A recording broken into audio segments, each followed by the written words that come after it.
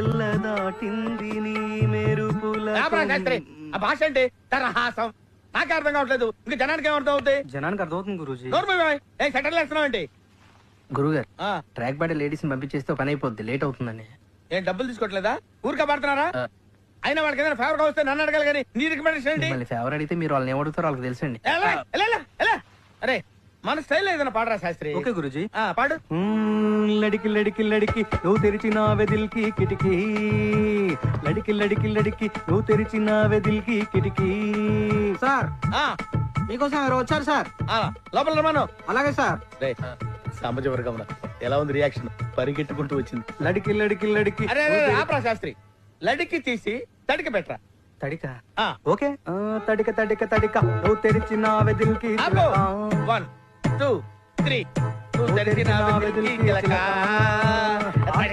చిలక.